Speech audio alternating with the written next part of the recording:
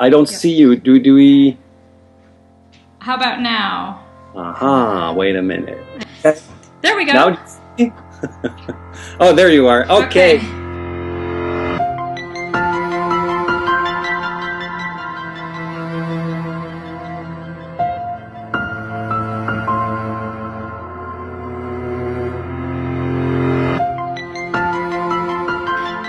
How do you prepare for a production like this and getting ready when it's so many different roles? I start by watching the videos and watching Robert on stage. I followed him in Berlin. I followed him in Bordeaux in France, and then in Spain in Madrid. And of course, I'm learning the lines, which is like 40 pages of monologues. Oh, it was staggering. I looked at it last night, and there's one monologue in there that is almost 2,000 words. And I honestly don't know how you did it. I kept reading and reading, saying there's got to be a break in here at some point.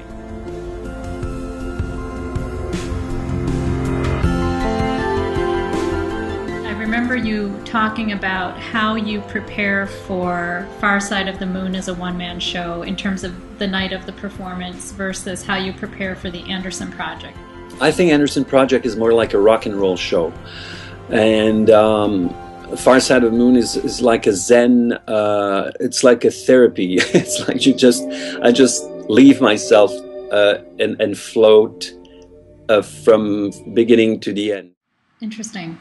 Well, and the phrase that you said last year that really stuck with me was you said that preparing for Far Side of the Moon was like playing a violin concerto. Yeah. And that the Andersen Project was like a rock show, and just the amount of energy that you had to conserve and dole out over the course of the evening. I should have remembered that.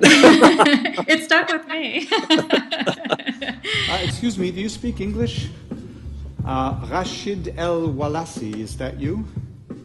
Oh, I've been working on the show before doing it for like 3 months before meeting Robert, because I wanted to be sure I was dead on many things, and he's some kind of Leonardo da Vinci, so you just meet him and he puts the right colors.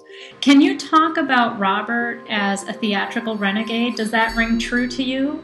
What has he done that's really shaken up the theater world in new ways? Well, yeah, he's a renegade in a way, because he's taking us by surprise every time. You think you're going to see Andersen's story, and then you get to know this guy from the Paris Opera House, and then a French Canadian coming to write a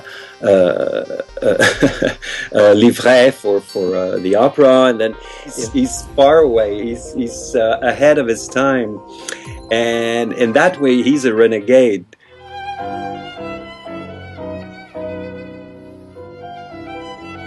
He uses what we use in everyday life, as iPhone or computers or things like that, to tell the story.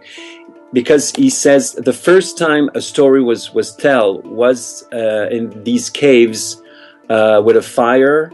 When the first man was finally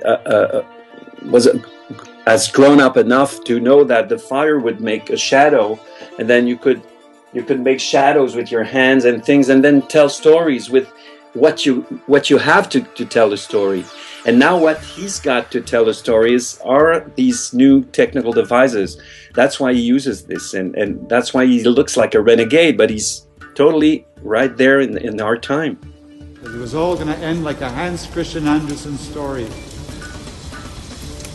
We're human beings who have longings and desires are always punished.